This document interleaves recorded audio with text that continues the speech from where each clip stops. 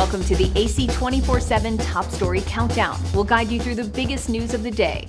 Our focus, advocating our rights, advocating health, and advocating Earth. Here's our pick for number 4.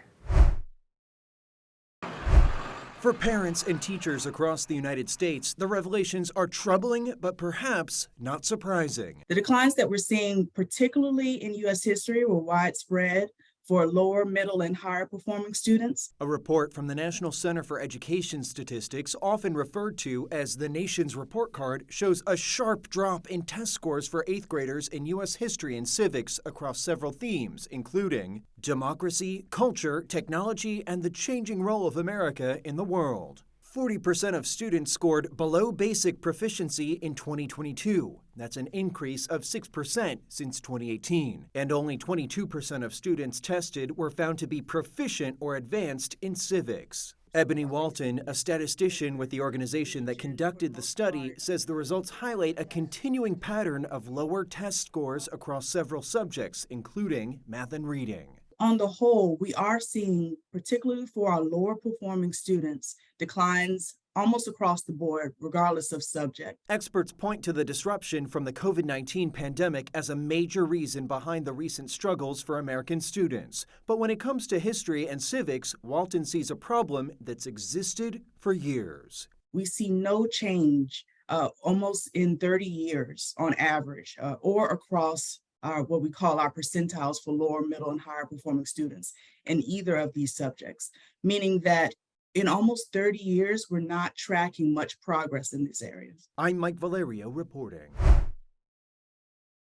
TheAdvocateChannel.com looks at the world through the lens of equality and inclusion. Subscribe, like, and share now. AC 24/7's Top Story Countdown continues with our producer's pick for number 3. Yesterday's verdict was in a civil trial, but it did put an additional spotlight on the other investigations that Trump is at the center of, and, of course, that indictment on criminal charges in New York last month. It's also led even some Republicans to question Trump's standing and viability with women voters in particular. Writer E. Jean Carroll leaving Manhattan federal court with her attorney on Tuesday after a jury found that former President Donald Trump sexually abused her in a department store dressing room in 1996. We're very happy. The jury awarded Carroll nearly $5 million in the civil battery and defamation case. Trump called the verdict a continuation of the greatest witch hunt of all time in a post on Truth Social. His attorney promised an appeal. He's firm in his belief, as many people are, that he cannot get a fair trial in New York City. The verdict, not Trump's only legal problem. A special counsel appointed by U.S. Attorney General Merrick Garland is investigating Trump's alleged involvement in the January 6, 2021 Capitol insurrection and his handling of classified documents. And last month in Manhattan, Trump pleaded not guilty to 34 felony criminal charges of falsifying business records for his alleged role in a hush money scheme around payments to an adult film star. While an investigation into Trump's efforts to overturn the 2020 election in Georgia could yield charges this summer. Tonight, Trump is slated to take questions from New Hampshire voters in a town hall hosted by CNN, who he repeatedly derided as fake news during his presidency.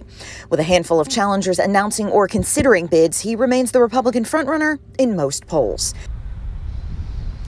And New Hampshire voters will be among the first in the country to weigh in on Trump and his Republican challengers early next year. They are home to one of the first primary contests in the nation in 2024. In Manchester, New Hampshire, I'm Karen Kafa. Like the Advocate Channel on Facebook for the best way to get updates on stories that advocate for equality, justice, our rights, and more. AC 24/7 continues with today's top 2 pick.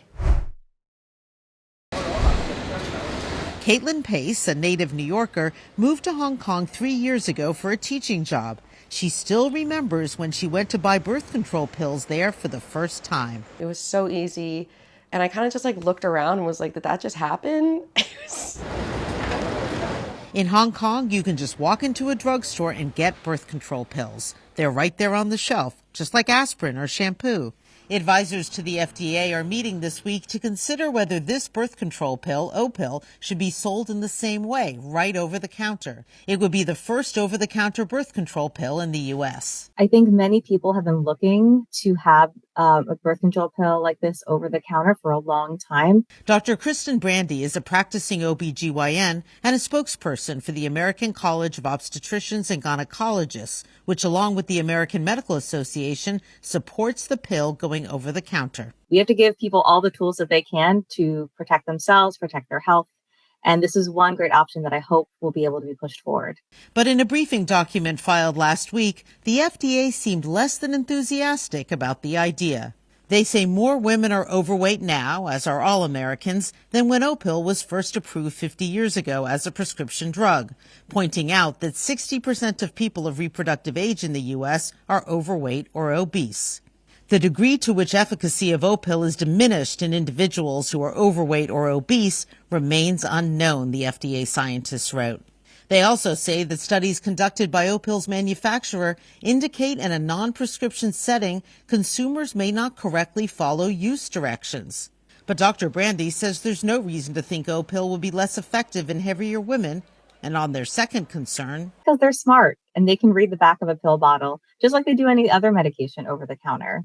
Perrigo, which makes the pill, says data from our 8-year development program show that consumers can use Opill safely and effectively as guided by the proposed labeling. Back in Hong Kong, Pace says her friends in the U.S. are jealous. I think that if women could just walk into a CVS or a Walgreens and get what they need, I think it could really, really change their lives for the better, 100%. Follow the Advocate channel on Twitter and Instagram to stay updated on stories that matter every day. Here's our #1 story of the day. Take a look. Why did he do this? Well, the big question is we don't know. Law enforcement revealing new details today about the investigation into the gunman who opened fire at a Texas outlet mall, saying he had no prior criminal history and was not on their radar. He went on a shooting rampage Saturday, killing 8 people, including 3 children, and wounding 7 others. The shooter, a 33-year-old Hispanic man from Dallas, killed by a police officer just minutes after the rampage began, was armed with an AR-15 style rifle and had 8 weapons in total. He wore a vest holding extra ammunition and was dressed in tactical gear with an insignia that read RWDS. Authorities say they believe it stands for Right Wing Death Squad. We do know that he had neo-Nazi ideation. He had patches, he had tattoos, even his signature, verified that.